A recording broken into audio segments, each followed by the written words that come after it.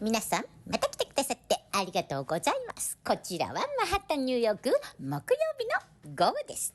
ということでね、今日の動画はね、ニュースではないんで、ニュースっていうか、もうここのところね、週刊ニュースを全然上げてないんですけど、なんかね、ちょっとね、やる気がなくなっちゃっててね、もともとこの YouTube を上げ始めたのは、ワクチンのこととか、正しいアメリカのニュースが日本に流れてないっていうことで、そこに書き込みをすると私は全部バンされてたっていうことでこれ始めたんですけど、当時、これ3年前から始めたんで、トランプさんからバイデンに変わった頃からだったんですね。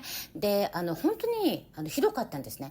で、なんか、独裁人体実験みたいな感じで、この認可されてないのが急に、絶対義務だみたいになって、その時に私は全然打ってないんですけど、打ってないから、仕事がなくなっちゃったりとか、なんか白い目で見られたりとかっていうのがやっぱり日本でもあって、そういう時に私は、絶対これは最終的には真実が表に出て、私は自分の体の声を聞けて命を自分で守ったということで、その時、例えば友達がいなくなっちゃったとか、会社から白い目で見られたとか、そういうのって一時的なものだから、一番大事なのは命を守ることで、最終的に何年か後かにその真実が表に出た時には、会社の人もお友達もきっと戻ってくるから、絶対に自分の健康に妥協しないでくださいねとか言ってコメントしてたんですね。そしてそ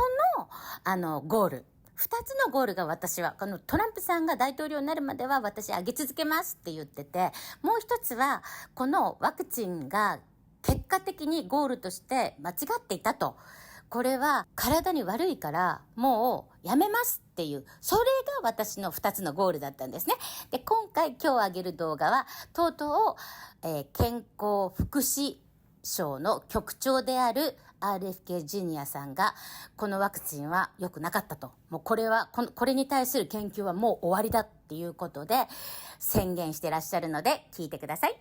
最初の頃からずっと応援してくださった早稲田の看護師さん、見てますか？やりましたよ。とうとうアメリカ政府の見解が出ました。見てください。どうぞ。Hi, it's Robert F. Kennedy Jr. here, your HHS secretary. At HHS, we have a division called the Biomedical Advanced Research and Development Authority, or BARDA. BARDA drives some of our most advanced scientific research. It funds developments of vaccines, drugs, diagnostics, and other tools to fight emergent diseases and national health threats. Over the past few weeks, BARDA reviewed 22 mRNA vaccine development investments and began canceling them. Let me explain why. Most of these shots are for flu or COVID, but as the pandemic showed us, mRNA vaccines don't perform well against viruses that infect the upper respiratory tract. Here's the problem. mRNA only codes for a small part of the viral proteins, usually a single antigen. One mutation and the vaccine becomes ineffective. This dynamic drives a phenomenon called antigenic shift, meaning that the vaccine paradoxically encourages new mutations and can actually prolong pandemics as the virus constantly mutates to escape the protective effects of the vaccine. Millions of people, maybe even you or someone you know, caught the Omicron variant despite being vaccinated. That's because a single mutation can make mRNA vaccines ineffective. The same risk applies to flu. After reviewing the science and consulting top experts at NIH and FDA, HHS has determined that mRNA technology poses more risks than benefits for these respiratory viruses.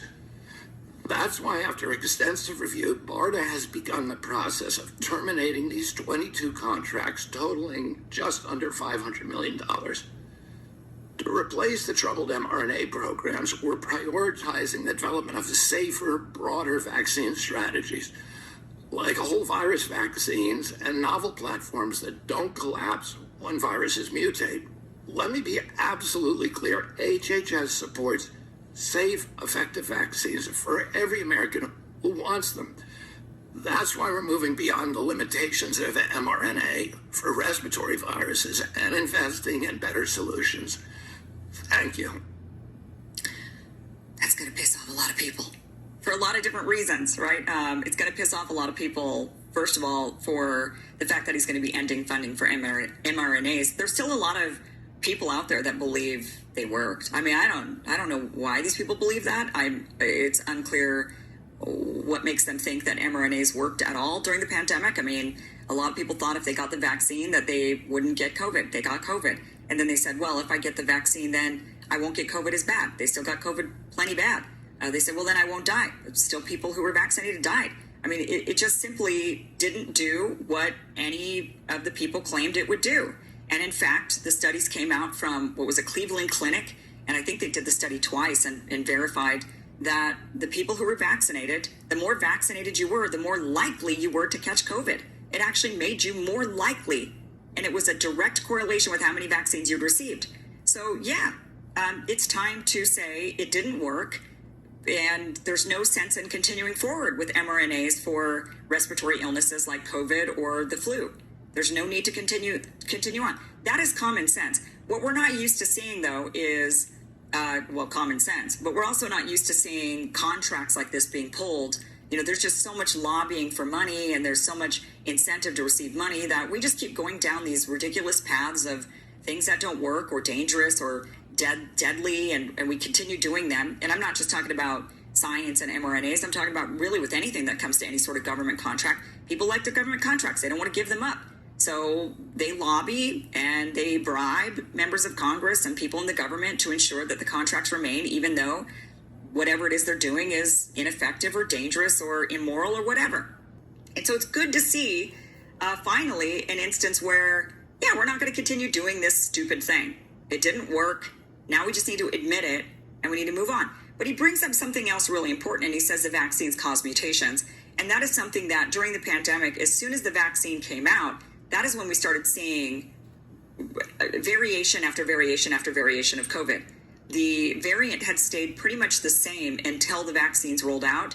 And then as soon as the vaccines rolled out, we started seeing a lot of different mutations of the virus rapidly. It was just one right after the other, right after the other. And so he's saying that the science is showing that actually these vaccines cause the virus to hurry up and mutate, because it's trying to outrun the vaccine. So these vaccines are causing the virus to hurry up and mutate. But now we're going to focus on different vaccines. We're going to go for different vaccines. We're going to do the other vaccines that we've been doing this whole time, which are these whole virus vaccines or other forms of vaccines, just not mRNA. And that's going to upset the camp that really wanted to put RFK Jr. in a position of power, because that camp believes that vaccines in general, a lot of them believe, after a lot of research and looking, that vaccines in general are to be questioned, and that we should be questioning the entire science of them and whether or not they're actually effective, or if it's been other things in society that have helped lower disease rates, like sanitation, clean water, sanitation, sewage,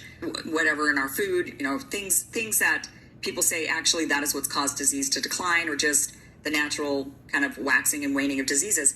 So a lot of people would like to see him question vaccines in general, rather than say, look, we're just going to get rid of these mRNAs for COVID and respiratory viruses, and we're instead going to move towards these other vaccines that are, upsetting all the rest of you. So I think that he's in this instance probably upset a lot of people.